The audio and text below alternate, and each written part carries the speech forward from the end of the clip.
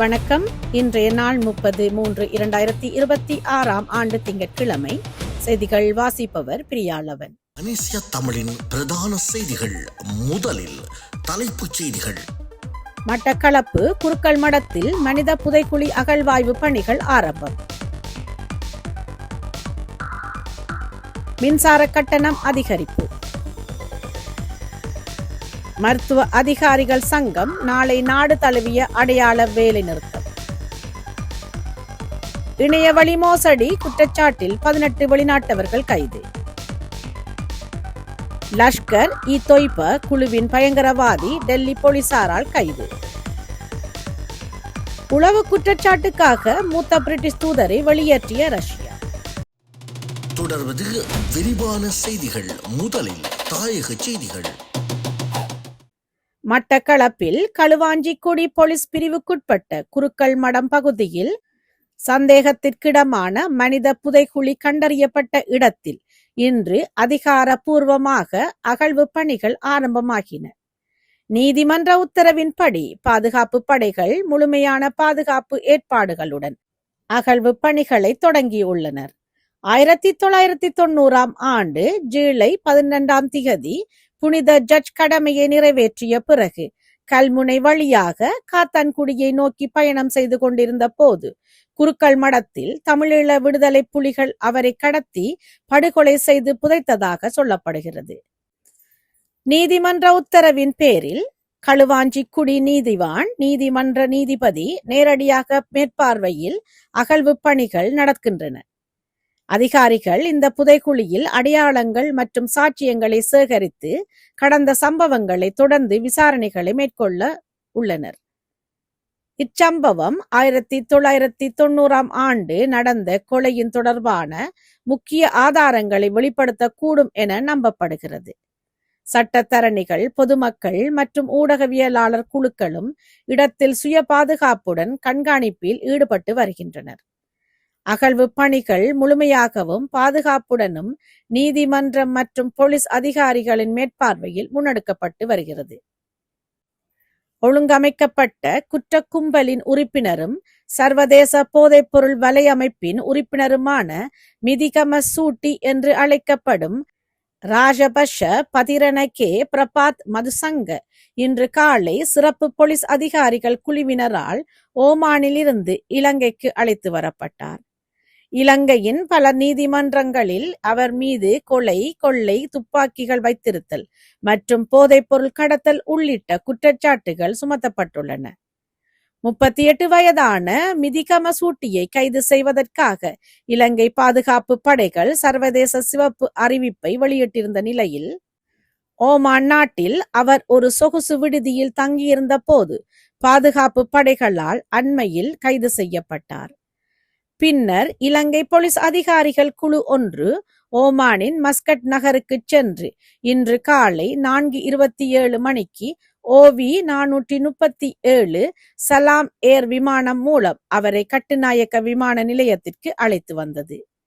அவருடைய வாக்குமூலங்கள் பதிவு செய்யப்பட்டதை தொடர்ந்து அவரை கொழும்பில் உள்ள குற்றப்புலனாய்வு திணைக்களத்தின் CID தலைமையகத்திற்கு மாற்றுவதற்கான நடவடிக்கைகள் எடுக்கப்பட்டுள்ளன. 2026 இரண்டாவது காலாண்டிற்கான மின்சார கட்டணங்களை உயர்த்துவதற்கு இலங்கை பொது பயன்பாட்டு ஆணைக்குழுவானது PUCSL இலங்கை மின்சார சபைக்கு அனுமதி வழங்கியுள்ளது. இதன்படி 30 அலகுகளுக்கு கீழ் 4.3%, 30 முதல் 60 அலகுகளுக்கு 6.9%, 61 முதல் 90 அலகுகளுக்கு 6.9%, 91 முதல் 180 அலகுகளுக்கு கீழ் 7.2%, 180 அலகுகளுக்கு மேல் 25% மின்சார கட்டணம் அதிகரிக்கப்படவுள்ளது. அதற்கமைய 30 அலகுகளுக்கு 15 ரூபாயினாலும், 30 முதல் 60 அலகுகளுக்கு 45 ரூபாயினாலும், 61 முதல் 90 அலகுகளுக்கு 120 ரூபாயினாலும், 91 முதல் 180 அலகுகளுக்கு கீழ் 420 ரூபாயினாலும் மின்சார கட்டணம் அதிகரிக்கப்படுகின்றது. புதிய மின்சார கட்டண திருத்தமானது எதிர்வரும் ஏப்ரல் 1 முதல் அமுலுக்கு வரும். அரசாங்க மருத்துவ அதிகாரிகள் சங்கம் GMOA நாளை காலை 8 மணி முதல் 24 மணி நேர நாடு தழுவிய அடையாள போராட்டம் தொடங்கப்படும் என்று அறிவித்துள்ளது. எந்த ஒரு முன் விசாரணையுமின்றி சட்டவிரோதமாகவும் அரசியல் நோக்கங்களுக்காகவும் இடமாற்றங்கள் மேற்கொள்ளப்பட்டதாக குற்றம் சாட்டி இந்த போராட்டத்தை தொடங்க அவர்கள் முடிவு செய்துள்ளனர். முந்தைய நிர்வாகங்களால் ஒருபோதும் செய்யப்படாத இடமாற்றங்களுக்கான பட்டியல் தற்போது தயாரிக்கப்பட்டுள்ளன. இந்த இடமாற்றங்களுக்கு எதிர்ப்பு தெரிவிக்கும் வகையில் நாளை அடையாள போராட்டம் தொடங்கப்படும். திட்டமிட்டபடி போராட்டம் நடைபெறுவதை தடுக்க நாளை காலை வரை அதிகாரிகளுக்கு அவகாசம் உள்ளது. அடையாள போராட்டம் நடைபெற்றாலும் மருத்துவமனைகளில் அவசரகால சிகிச்சைகள் வழக்கம் போல் தொடர்ந்து வழங்கப்படும் என்றும் கூறினர். சட்டவிரோத கடற்றொழில்களை நிறுத்தக் கோரி முல்லைத்தீவில் இன்று முதல் அமைதி வழி தொடர் கவனஈர்ப்பு போராட்டம் ஒன்று ஆரம்பிக்கப்பட்டுள்ளது. முல்லைத்தீவு கடற்றொழில் நீரியல் வள திணைக்கள அலுவலகத்திற்கு முன்பாக மாவட்ட கடற்றொழிலாளர்களால் இப்போராட்டம் முன்னெடுக்கப்படுகின்றது. கடற்றொழில் அமைச்சர் நாளை முல்லைத்தீவு மாவட்டத்திற்கு விஜயம் மேற்கொள்ளவுள்ள நிலையில் சட்டவிரோத மீன்பிடி முறைகளுக்கு தடை விதிக்க கோரி போராட்டம் நடைபெறும் என தெரிவிக்கப்பட்டுள்ளது. குறித்த போராட்டத்தில் வன்னி மாவட்ட நாடாளுமன்ற உறுப்பினர் துரைராசா ரவிகரனும் கடற்றொழிலாளர்கள் சார்பில் கலந்து கொண்டிருந்தார்கள். இந்நிலையில் போராட்ட இடத்திற்கு வருகை தந்த தேசிய மக்கள் சக்தியின் அமைப்பாளர் போராட்ட கோரிக்கைகளுக்கு அமைச்சர் ஊடாக தீர்வினை பெற்றுத் தருவதாக உறுதி அளித்தமை குறிப்பிடத்தக்கது. பாதாள உலக கும்பலைச் சேர்ந்த கனேமுல்ல சஞ்சீவவின் கொலை சம்பவத்துடன் தொடர்புடைய பிரதான சந்தேக நபரான இஷாரா செவ்வந்திக்கு போலீஸ் பிரிவுக்குள் பிறந்தநாள் கொண்டாட்டத்தை நடத்திய குற்றச்சாட்டில் சம்பந்தப்பட்ட அதிகாரிக்கு எதிராக போலீசார் கடும் ஒழுக்காற்று நடவடிக்கைகளை ஆரம்பித்துள்ளனர். மேல் மாகாணத்திற்கு பொறுப்பான பிரதி போலீஸ் மா அதிபர் தனிப்பட்ட ரீதியில் குற்றப்புலனாய்வு திணைக்களத்திற்கு விஜயம் செய்துள்ளார். இது தொடர்பில் சிரேஷ்ட போலீஸ் அதிகாரிகளை கொண்ட குழுவொன்றின் ஊடாக விசாரணைகள் ஆரம்பிக்கப்பட்டுள்ளன. இந்திய எண்ணெய் கப்பலான ஹரி ஆனந்த் நேற்று பிற்பகல் 1:30 மணிக்கு கொழும்பு துறைமுகத்தை வந்தடைந்ததாக தெரிவிக்கப்படுகிறது. இந்த கப்பல் 18,000 மெட்ரிக் டன் டீசல் மற்றும் 18,000 மெட்ரிக் டன் ஒக்டேன் 92 ரக பெட்ரோல் ஆகியவற்றை உள்ளடங்கிய மொத்தம் 36,000 மெட்ரிக் டன் எரிபொருள் சரக்கை கொண்டு வந்ததாக துறைமுகங்கள் அமைச்சின் தகவல்கள் குறிப்பிடுகின்றன. கப்பல் வந்தடைந்த உடனேயே கொலன்னாவை எரிபொருள் சேமிப்பு வளாகத்திற்கு சரக்கை மாற்றும் பணி தொடங்கியது என்றும் அமைச்சு மேலும் தெரிவித்தது. மொனராகலை பிரதேச சபையில் கடமையாற்றும் வருமான வரி பரிசோதகர் ஒருவர் 50,000 ரூபாய் லஞ்சம் பெற்ற குற்றச்சாட்டின் கீழ் கைது செய்யப்பட்டுள்ளதாக இலஞ்ச ஊழல் பற்றிய சாத்தல்களை புலனாய்வு ஆணைக்குழு தெரிவித்துள்ளது. இந்த கைது நடவடிக்கை நேற்று முன்னெடுக்கப்பட்டுள்ளது. அதிகாரப்பூர்வ விடயம் ஒன்றை சாதகமாக செய்து கொடுப்பதற்காக மேற்படி அதிகாரி 50,000 ரூபாயை லஞ்சமாக கோரியுள்ளார். இது தொடர்பாக பாதிக்கப்பட்ட தரப்பினால் இலஞ்ச ஊழல் விசாரணை ஆணைக்குழுவுக்கு முறைப்பாடு வழங்கப்பட்டது. சந்தேக நபரான அதிகாரி தற்போது போலீஸ் காவலில் வைக்கப்பட்டுள்ளதுடன் அவர் தொடர்பான மேலதிக விசாரணைகளை லஞ்ச ஊழல் விசாரணை ஆணைக்குழுவின் அதிகாரிகள் முன்னெடுத்து வருகின்றனர். ஆரம்பகட்ட விசாரணைகளின் பின்னர் சந்தேக நபர் இன்று நீதிமன்றத்தில் முன்னிலைப்படுத்தப்பட்டுள்ளார். கடற்றொழில் அமைச்சினால் தடை செய்யப்பட்ட சட்டவிரோத பெருமளவு வலைகள் கடற்படையினரின் உதவியுடன் மட்டக்களப்பு மாவட்ட கடற்றொழில் நீரியல் வள திணைக்கள அதிகாரிகளினால் கைப்பற்றப்பட்டதாக மாவட்ட கடற்றொழில் நீரியல் வள திணைக்கள மட்டக்களப்பு மாவட்ட உதவி பணிப்பாளர் என் ஸ்ரீரஞ்சன் தெரிவித்தார். மட்டக்களப்பு வாவியில் பிள்ளையாரடி, சத்துருக்கொண்டான், நாவற்காடு ஆகிய இடங்களிலேயே மேற்படி வலைகள் கைப்பற்றப்பட்டுள்ளன. தங்கூஸ் வலைகள், முக்கூட்டு வலைகள், தொண்டாட்டி வலைகள் ஆகிய தடை செய்யப்பட்ட வலைகளே இவ்வாறு கடற்படையினரின் உதவியுடன் கைப்பற்றப்பட்டுள்ளதாக கடற்றொழில் திணைக்களம் தெரிவித்துள்ளது. கைப்பற்றப்பட்ட தடை செய்யப்பட்ட சட்டவிரோத வலைகளை மட்டக்களப்பு நீதவான் நீதிமன்றத்தில் ஆயர்படுத்திய போது குறித்த வலைகளை அளிக்குமாறு நீதவான் நீதிமன்ற நீதிபதி ஏ தர்ஷினி உத்தரவிட்டுள்ளார். கைப்பற்றப்பட்ட வலைகளின் பெறுமதி சுமார் 3 லட்சம் ரூபாய் என திணைக்கள அதிகாரி ஒருவர் மேலும் தெரிவித்தார். மட்டக்களப்பு காத்தான்குடி போலீஸ் பிரிவுக்குட்பட்ட சிரையா தீவு பிரதேச வாலியை அண்டிய அடர்ந்த காட்டு பகுதியில் நீருக்கடியில் சூட்சுமமான முறையில் நீண்ட நாட்களாக இயங்கி வந்த கசிப்பு உற்பத்தி நிலையத்தை சுற்றி வளைத்தனர். இச்சுற்றி வளைப்பு தேடலின் போது 8 பரல்களில் 800 லிட்டர் கோடா மற்றும் 160 லிட்டர் கசிப்பு என்பன கைப்பற்றப்பட்டதுடன் கசிப்பு உற்பத்தி செய்யும் பெருமளவு உபகரணங்களும் கைப்பற்றப்பட்டன. காத்தான்குடி போலீஸ் நிலைய குற்றத்தடுப்பு பிரிவு பொறுப்பதிகாரி ASMA ரஹீம் தலைமையிலான போலீஸ் குழுவினர் மேற்படி சுற்றி வளைப்பை மேற்கொண்டிருந்தனர். சுற்றி வளைப்பு நடவடிக்கையின் போது இவ்வாறு கசிப்பு உற்பத்தி நிலையத்தில் கசிப்பு உற்பத்திக்கான பயன்படுத்தப்பட்ட பெருமளவிலான உபகரணங்களும் பரல்கள், போத்தல்கள், பலன்கள் என்பனவும் போலீசாரினால் கைப்பற்றப்பட்டுள்ளன. சந்தேக நபர்கள் தப்பியோடியுள்ளதுடன் கைப்பற்றப்பட்ட போதைப் பொருட்கள் மட்டக்களப்பு நீதிமன்றத்தில் ஆயர்படுத்துவதற்கான நடவடிக்கைகளும் மேற்கொள்ளப்பட்டுள்ளதாக போலீசார் தெரிவித்தார். திருகோணமலை பட்டினமும் சூழலும் பிரதேச செயலக பிரிவுக்குட்பட்ட முத்துநகர் பிரதேசத்தில் உள்ள வரலாற்று சிறப்பு மிக்க கப்பல் துறை கண்ணகி அம்மன் ஆலயத்திற்கான வழிப்பாதை முற்றிலும் இழந்து ஆலயம் தனிமைப்படுத்தப்பட்டுள்ளது. மிக வேகமாக நடைபெற்று வரும் சூரிய மின்சக்தி உற்பத்தி மற்றும் சூரிய மின்சக்தி உற்பத்தி திட்ட விஸ்தரிப்பு திட்டத்திற்கு மத்தியில் குறித்த நிலை உருவாகியுள்ளது. தம்பலகாமம் திருகோணமலை பிரதான சாலையில் இருந்து முத்துநகர் பிரதேசத்தினூடாக செல்லும் பாதையின் இறுதியில் தனியார் காணியொன்றில் அமைந்துள்ளது.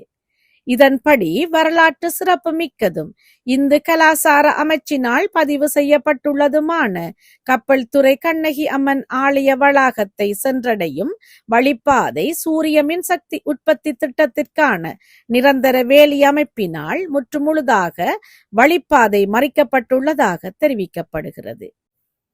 இந்நிலையில் ஆலயத்திற்கு வருகை தரும் ஆயிரக்கணக்கான பக்தர்கள் நிற்கதியடைந்துள்ளதுடன் ஆலயம் நாளாந்த, மாதாந்தம் மற்றும் வருடாந்த ஆலய பூசைகள், கிரிகைகள் தடைப்பட்டுள்ளன. இந்நிலையில் எதிர்வரும் ஆனி மாதம் 1ஆம் திகதி அழகு வனப்பகுதியில் அமைந்துள்ள இவ்வாலயத்தில் 2 நாள்கள் தங்கி நின்று மேற்கொள்ளப்படும் ஆலய வருடாந்த பொங்கல் திருவிழா, திருக்குளிர்த்தி கிரிகை மற்றும் ஆலய பசுமை திட்ட நிகழ்வுகள் குறித்த கவலையை மக்கள் எழுப்பியுள்ளனர்.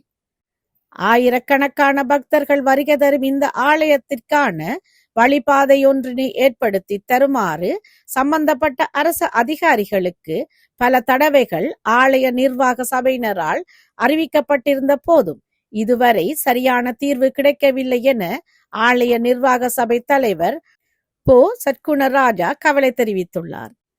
எனவே இவ்விடயத்தில் அரசு அதிகாரிகள் உடன் நடவடிக்கை எடுக்க வேண்டும் என தமிழ் மக்கள் கோரிக்கை விடுத்துள்ளனர். இணையவழி மோசடி குற்றச்சாட்டில் ஈடுபட்ட சந்தேகத்தின் பேரில் நீர்கொழும்பு பகுதியில் 18 வெளிநாட்டு பிரஜைகள் போலீசாரால் கைது செய்யப்பட்டுள்ளனர். நீர்கொழும்பு போலீஸ் பிரிவுக்குட்பட்ட ஒரு தங்குமிட விடுதியில் கடந்த வெள்ளிக்கிழமை போலீசார் நடத்திய சோதனையின் போது இந்த கைது நடவடிக்கை முன்னெடுக்கப்பட்டுள்ளது. இந்த குழு 16 சீன நாட்டினரும் 2 கம்போடியர்களும் அடங்குவர். சோதனையின் போது போலீசார் கணனி உபகரணங்களையும் பறிமுதல் செய்துள்ளனர். சந்தேக நபர்கள் நீர்கொழும்பு நீதிவான் நீதிமன்றத்தில் முன்னிலைப்படுத்தப்பட்ட நிலையில் நீதிவான் அவர்களை ஏப்ரல் 6ஆம் திகதி வரை விளக்கமறியலில் வைப்பதற்கு உத்தரவு பிறப்பித்துள்ளார். இந்த சம்பவம் தொடர்பான மேலதிக விசாரணைகளை நீர்கொழும்பு போலீசார் முன்னெடுத்து வருகின்றனர்.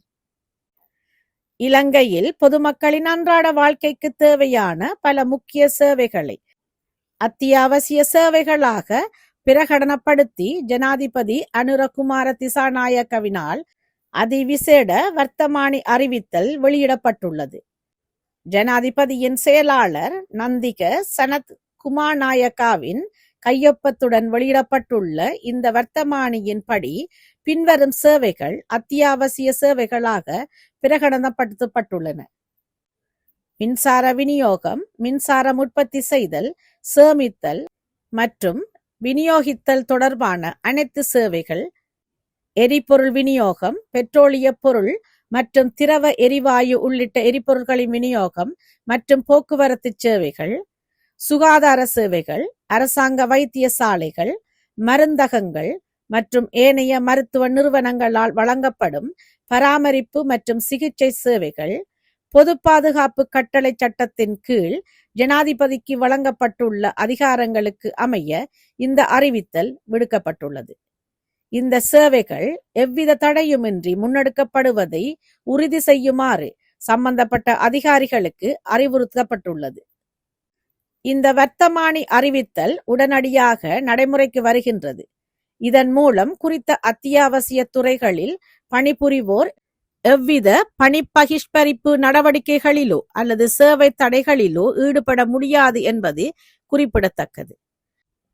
பொதுமக்களின் இயல்பு வாழ்க்கைக்கு எவ்வித பாதிப்பும் ஏற்படாதிருப்பதை உறுதி செய்வதே இந்த அதிரடி நடவடிக்கையின் நோக்கமாகும். 2026 ஆண்டில் இதுவரை இலங்கைக்கு வருகை தந்த வெளிநாட்டு சுற்றுலா பயணிகளின் எண்ணிக்கை 700,000 தாண்டியுள்ளது என்று இலங்கை சுற்றுலா அபிவிருத்தி அதிகார சபை தெரிவித்துள்ளது. சுற்றுலா அபிவிருத்தி அதிகார சபை வெளியிட்ட அண்மைய தரவுகளின்படி 2026 ஆண்டு ஜனவரி 1 முதல் மார்ச் 25 வரையிலான காலகட்டத்தில் மொத்தம் 708,348 சுற்றுலா பயணிகள் இலங்கைக்கு வருகை தந்துள்ளனர்.